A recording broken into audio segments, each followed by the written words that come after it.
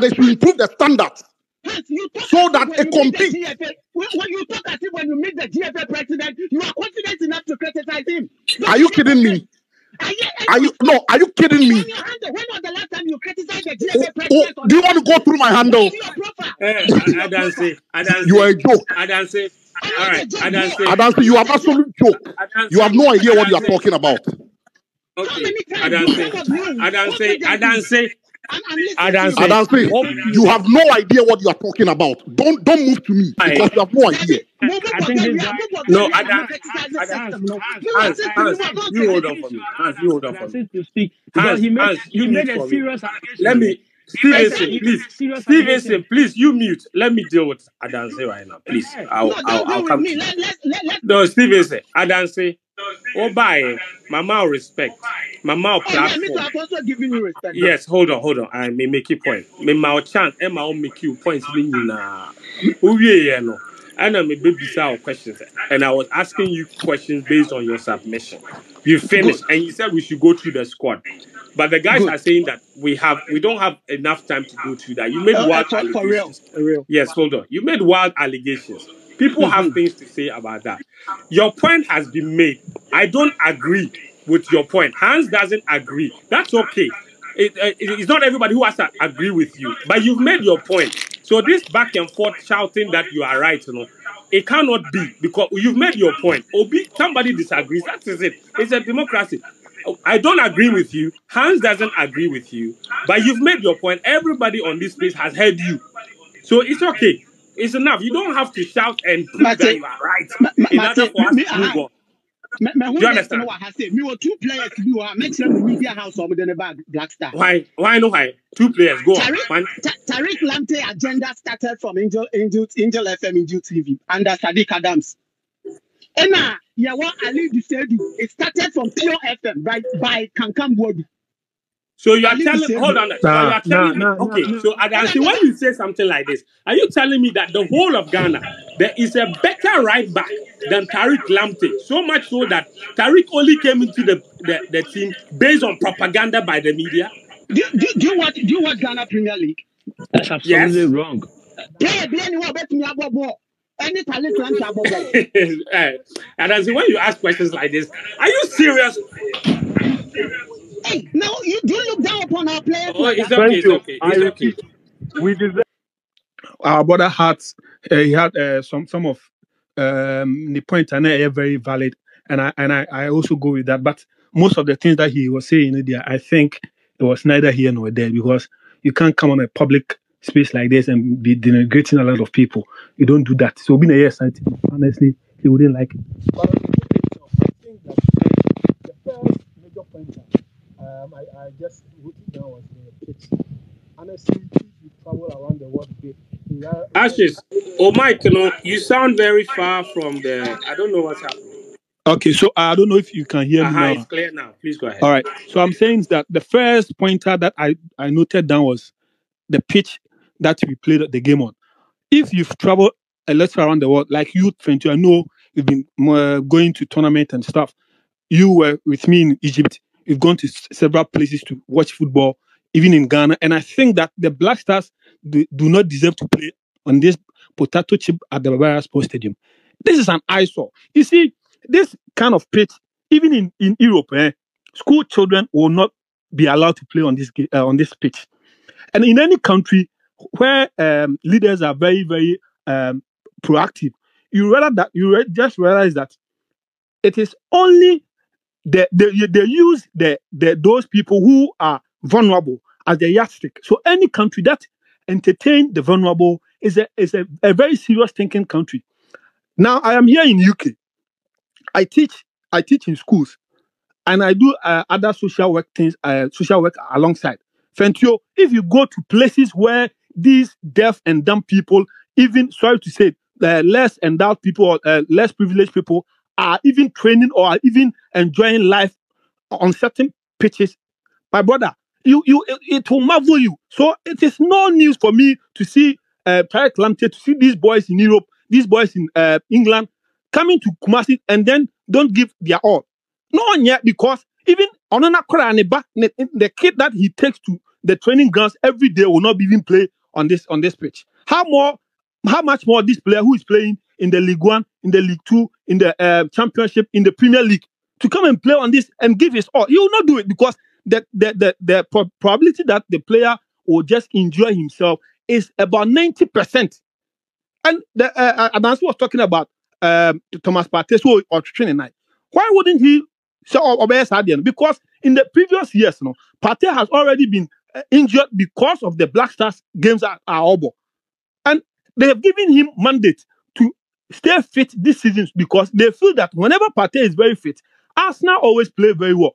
I was at the Selhurst Stadium last 2 seasons when Arsenal played Crystal Palace on opening day of the 2022-2023 season. After the game, that was the first game Partey had issue with that Algerian girl, the Moroccan girl or Algerian girl. It was about rape case. On the flight in the museum, and I want to rapist Partey. But Arsenal fans rallied behind him because they thought he is an engine to their team. So no matter the propaganda that English media or the English people or some people will just do against Partey, they will still rally behind him because they feel that with him, they are very closer to the Premier League title than any other midfielder. Even with the Clan Rice at that time, no one didn't every Western Abba. So such a player, when he comes and see this kind of pitch, it is no news that even in front of the vice president, the second most powerful person in Ghana, he complained about the pitch. After complaining about the pitch, it was just about 2-3 months ago. Now look, it has moved from bad to worse, and now it is worse. So how do you expect these kind of players to give their all to the national team? It is neither here nor there. Just look at that clearance, Abdul Mumin. I think personally, if the pitch was very good, it wouldn't have been like this. The clearance would have been better than two opponents in the team. So some of these things, we should just come together as one nation and just fight a serious cause here. We just tell our leaders, these kind of things will not help our football. We don't have to just destroy and now be coming back to prepare it. Now, we take just 3 weeks, 2 weeks to prepare our national stadium. Look at this. Even Shrewsbury United, even Telford United, even MK Dons, or Milton Keynes, they will not play a League One or they will not play a EFL game. They will not play FA Cup game in this kind of situation. It is neither here nor there. It is neither here nor there. Now back to Otuado. If you check Otuado's statistics, prior to this game, I made a previewer and I was writing some articles. And one of the things that I noticed was that whenever we play a game, the probability that we concede 1 or 2 goals is very, very high. Since in our last 8 matches, in our last 8 matches, each of the games are in our last match, we conceded 15 goals in our last 8 matches. So 15 goals. So today, even at the 80th minute, I was telling someone help football that it is possible that Black Star will concede because the Angolan coach yesterday made a comment. And the comment he made, let me read a portion for you. I did a story about it. He said, he thinks that Ghana has a balance in our midfield and in our attack. That's why he highlighted. He was just trying to suggest that we are having a deficiency in our defense and a deficiency in our goalkeeping aspect. So he said Black Stars have players from top level in the world, but the big names are in the the big names are in the midfield and forward. Mohamed Kudus is one of the best players at the moment for Africa. There's also Jordan Ayew, Thomas Partey, and Inaki Williams. I mentioned 4 players, but I can say more. It's a balanced team at the higher level, but for sure, the names are all in attack. So you see, it is not even shocking that now Angola they were pressing us. It is not shocking because we're a goalkeeper now. Everything starts from him.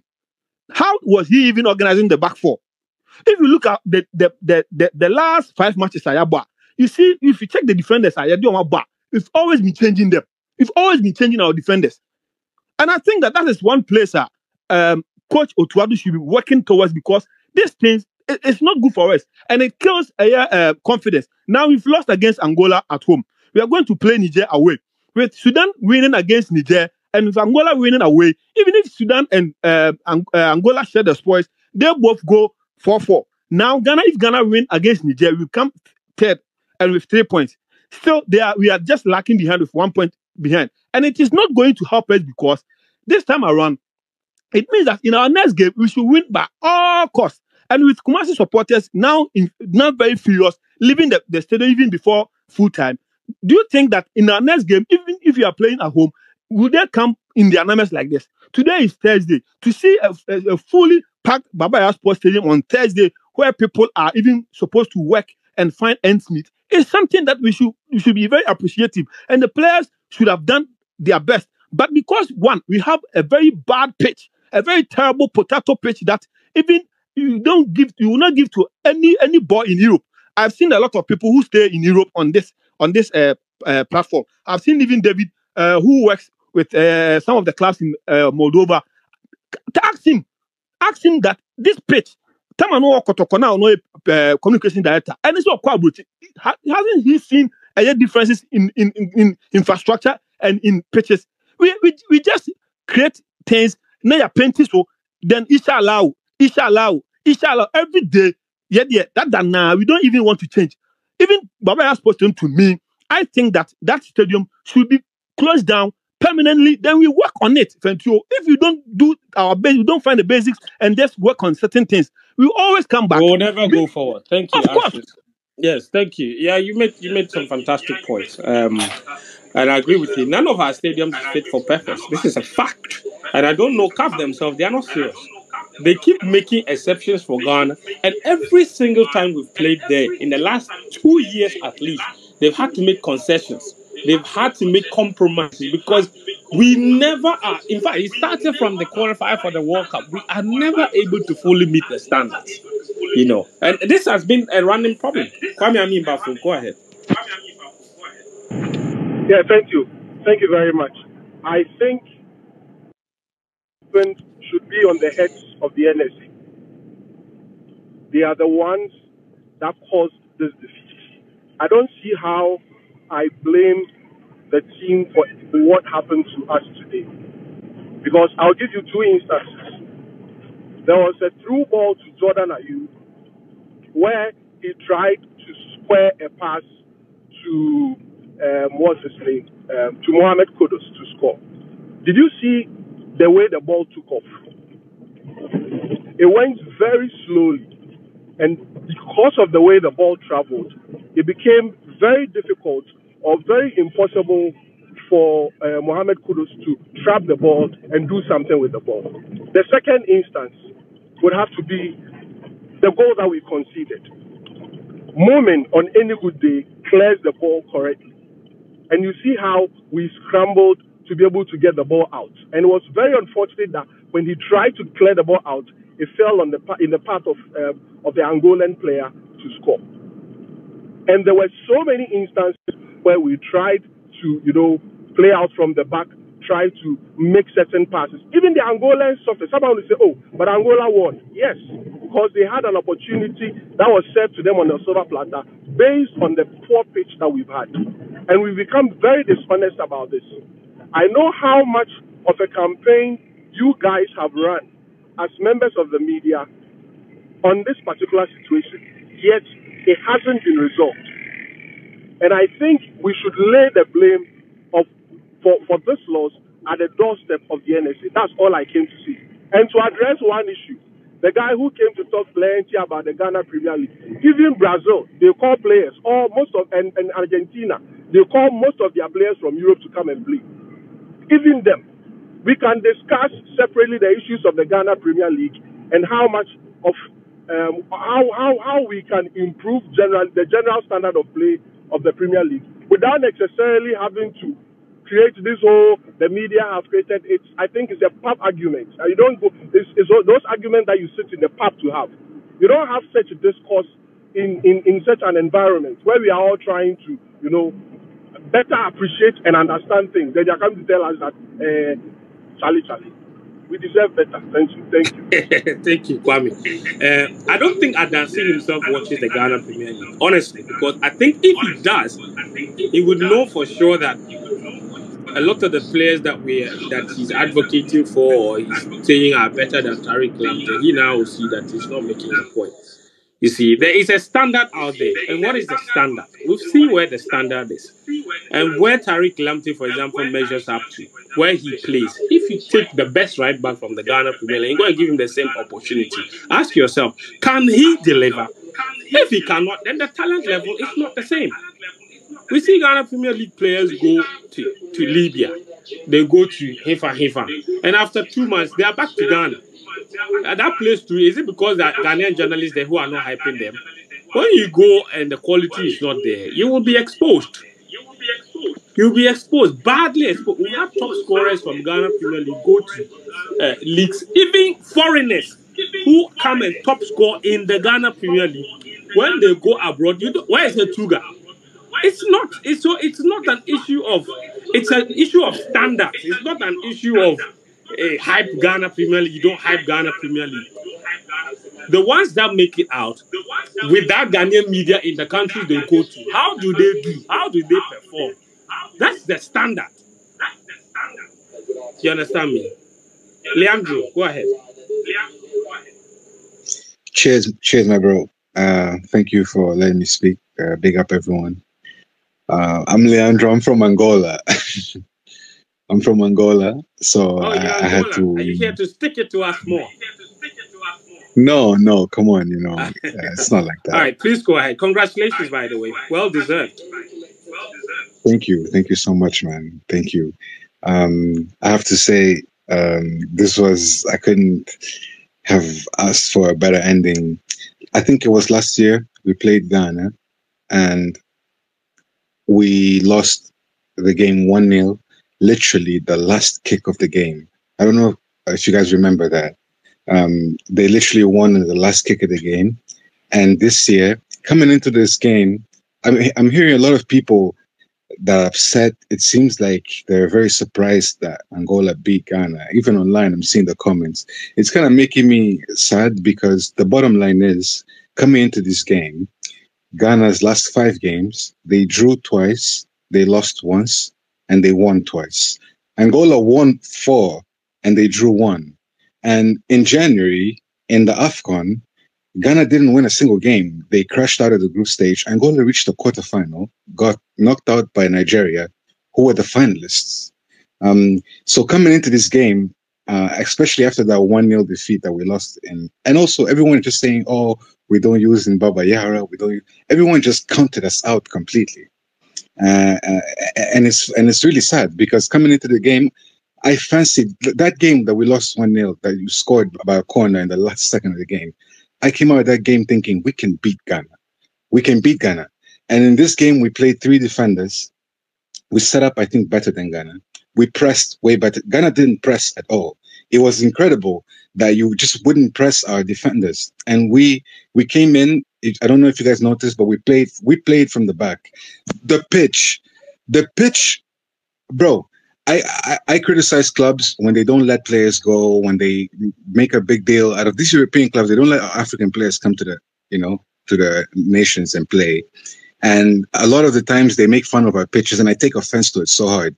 But this pitch was unbelievably bad. I was afraid one of our players would have slipped and hurt his knee in that pitch. It was a disgrace, man. I mean, honestly, I couldn't believe it. Just like you, today, Angola, one of our players in the starting 11, Mabululu, he's the only one that plays in Africa. Everyone else plays out of Africa. And to see a team not press, to see Ghana, it was like, it was unbelievable. You really discounted us in every sense of the word. We couldn't play our game because of the pitch. The pitch literally went against our football style of play. We played from the back. We tried to build with passes. That couldn't happen because of the pitch. Also, we scored a goal, redemption, and in the end, I came out of the game feeling that Ghana, bro, I remember in 2010, when Suarez did that handball, brother, I was about to eat and I couldn't even eat. I remember when all Africans, we rallied against, we rallied in favor of Ghana, supporting Asamoah Gyan, Essien, that team, those boys, Muntari, those guys. When you see those guys, it's a different feeling. This is not the feeling that I had with Ghana. It was completely disjointed. Our coach has been with us for 5 years. He used to be the under-17 coach. Some of the boys that played today played with him when they were 15 years old, when he was still the Angola's under-17 coach. He's been with us 5 years. It's been a clear progression. The team, football, Angola is a corrupt, poor country like every country in Africa. But football is the one thing we agree on. For 90 minutes, we all are Angolans. So our national team, they're responsible for a lot of the morale of the country. And for a decade longer, that was gone. And these boys brought it back with the AFCON in January. So we are fully behind. Like, the game is more than just a game to us. And you could feel that when we play, you know, the boys give everything. We have like 5 players that volunteered to play for us, even though they're European nationals. Some of the kids that play today, Randy and Taka and those guys. So we're going through this phase where the pride on the shirt is there. And I didn't see that in Ghana. I saw, man, Mohamed Kudus is someone I want for my team, Arsenal. But there was no system for him. Everything was just kind of combobulated. I see people moaning. We would have Lamptey. I would have taken Lamptey in Angola today. I would have taken Inaki Williams that was on the bench today to see you guys. Like, you know, you guys are so far ahead of us in where we want to be, and we don't have the resources that Ghana has. But today we're better than them purely on football. Okay. This is so much more than just a victory, a 1-0 for me. It means so much more to us, you know. Yeah. But like, yeah, guys, big up. I can't wait for the. Yeah. No. Go ahead. You can't wait for what? I think there's going to be another game in Angola, right? Ghana. Correct. Yes. No. Yeah. So I cannot wait for that one. Hopefully, we prove that it's not a fluke, because this was historic. I think this was our first win against Ghana, and about time. So yeah. I cannot wait for that. Listen, you made a lot of very excellent points. A lot of them are also speaking directly to some of the things that Adansi was saying. And, you know, because like you said, Angola, only one player plays in the Angolan league. Everybody else plays abroad. That's not the issue. The talent level, like Leandro just said, Ghana has way more talent. So the issue the lack of performance has nothing to do with Ghana Premier League and journalists, and it's just a combination of issues. And Hans made a very good point about the era we find ourselves in with the Black Stars at the moment. And I made that point earlier about how we've had different coaches and still the results aren't changing. I don't think the talent, honestly, and I've made this point before, I don't think the talent is necessarily the issue. You look at the 2016 we took to the World Cup, we had players playing in Israel. You can't tell me Addo Papo was far more talented than the players, the fullbacks we have right now. They were not. What was different? How were they getting the results? That's what we should be addressing right now. The Baba pitch was way better at the time. The spirit of the team was way better. The coaching was better. There's so many other things. Even the leadership was better. So there are so many other reasons why we are not performing now, other than the fact that we don't have Ghana Premier League players playing in the league, and that's the fault of journalists. It's not. It's just a period where we need to fully address the root of the problem. Do we have maybe commitment issues? You mentioned the fact that the players, I mean, you didn't even say that, but I think that's what you were insinuating when you suggested that players have ensured their legs or stuff like that. But who wouldn't if you're playing on the pitch like this? You know, 2 days ago, I went to, on Monday, I was in Copenhagen to interview Michael Essien. Okay. That's an exclusive coming. You people should give me thumbs up. By the way, and both Michael Essien's big injuries. In his first ACL, he suffered it playing for the Black Stars against Libya. He was never the same player after that. We saw what happened to Baba Rahman playing for the Black Stars. There have been instances where players' national team careers have ended. Or even not just national team careers, their full careers have been truncated or derailed because of the Black Stars or playing on poor pitches and what have you. So there are instances that they can look to, and that could affect their commitment level. But having said that, you still have a duty. It doesn't matter, and that's why it's literally called a national assignment. It doesn't matter how many soldiers died in a certain war before. When you're deployed, you go out there and you fight until you die as well. It's what it is. There is no other way around it, and that's what a national assignment is about. So we can have all these conversations about commitment, quality of pitches, quality of leadership, quality of coaching, maybe the level of even the talent. But I completely disagree with anyone that suggests that we're not playing well at the moment because we don't have Ghana Premier League players in the national team. Apart from the 60s and 70s, there's never been a time in a recent history where our national team has been successful or has done well simply because we have players from the local team playing in the national team. Our recent success in the last 20 years has had nothing to do with it probably has had maybe 10% of Ghana Premier League players in contributing to the success of the team in the last 20 years. So it's not the issue. It's a problem. We would like to see players from our league playing in the national team. Yes, but that's not why we are not doing well. That's a different matter altogether. Nathan, go ahead. Yeah, good afternoon, Fenton. Good afternoon, everyone. I think the reality is today's result was coming, and I think that's the harsh truth. We've been very lucky in our home games over the past 3 years where we've survived. You look at Madagascar in October, Madagascar in November rather, where a last-minute goal from Iñaki Williams practically saves the day again.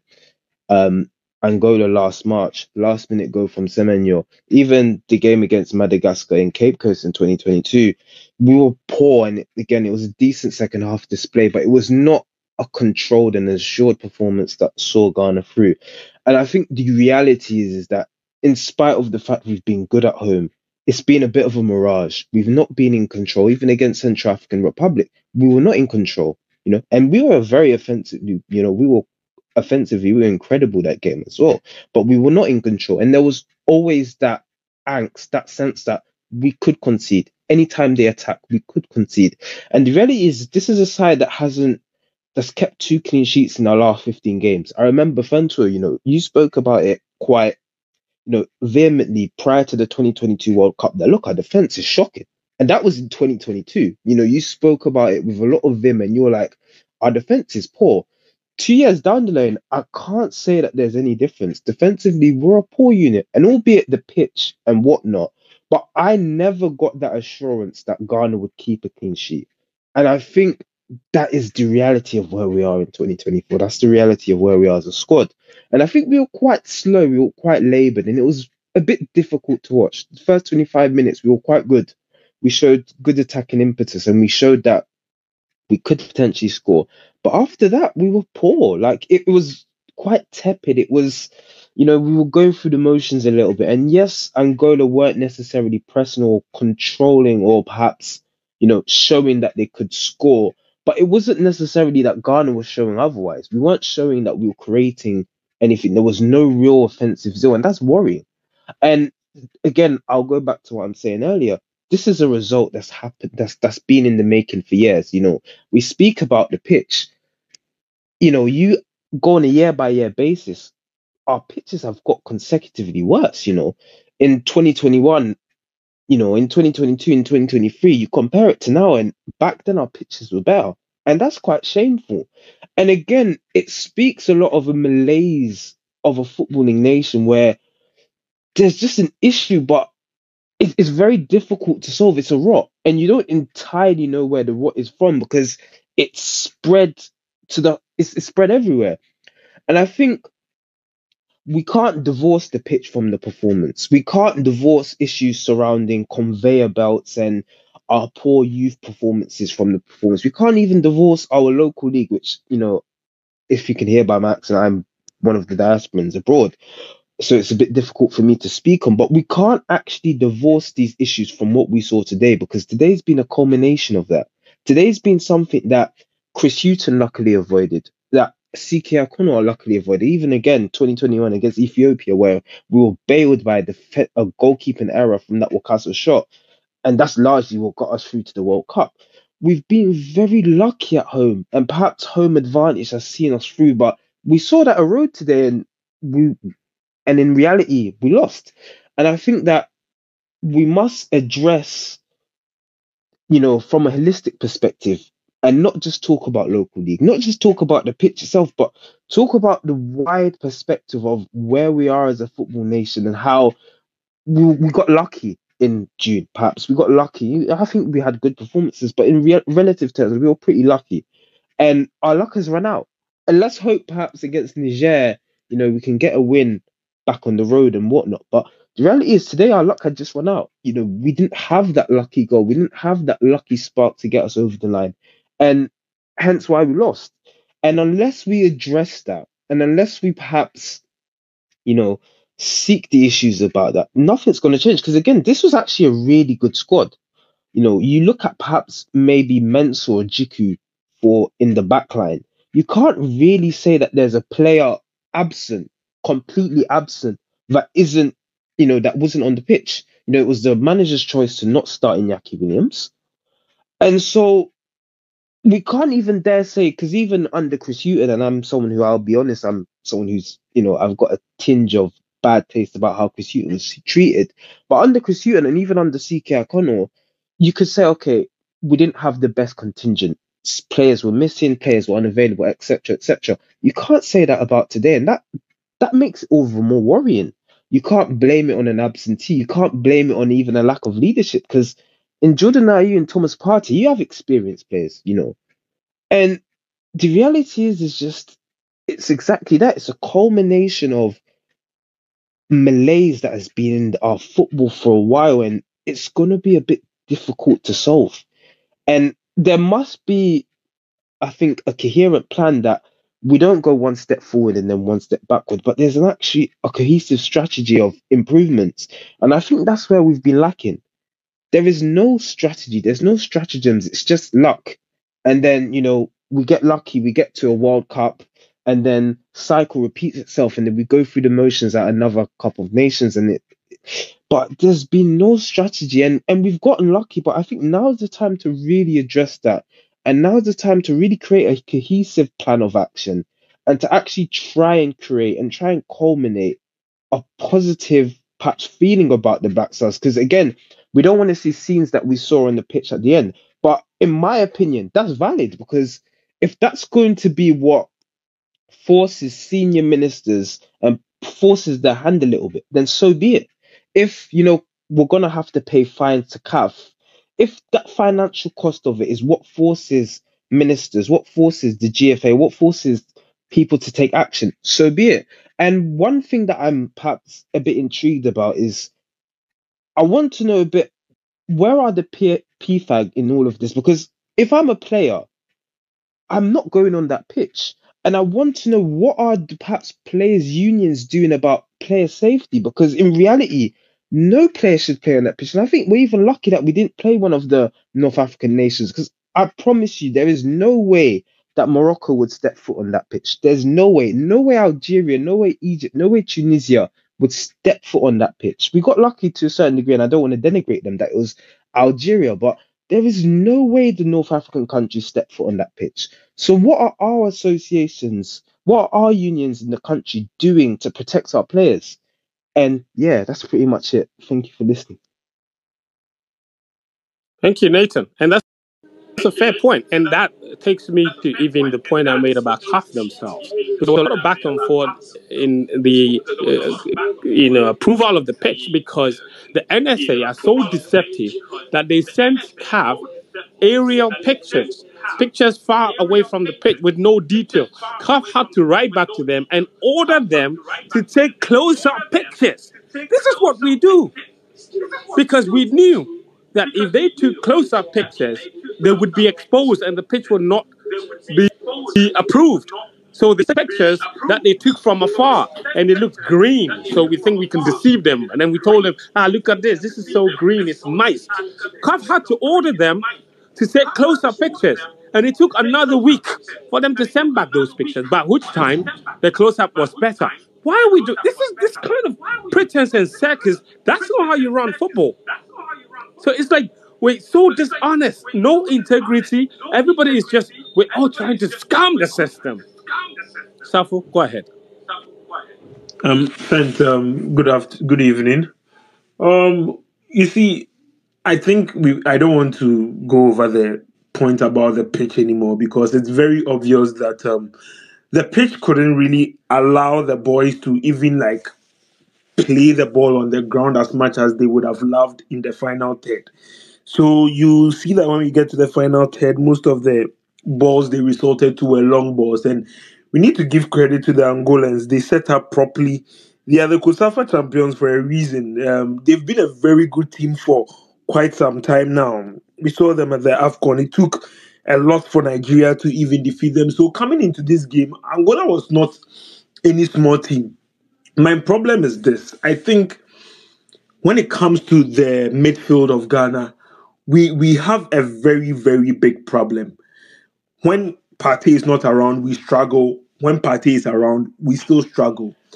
I think we would have all loved an Ashimero who is very, very fit and can play all the time. But the people we expect to partner Partey or step up, a player like Elisha Owusu, who has been in the Black Stars setup for, I think he's in his second to his third year. Hello, guys. I believe he's not making the most of the opportunity. Chief said, you want to make a comment? I think Friend is not available. Can you come in? I think he's listening. I believe he's not making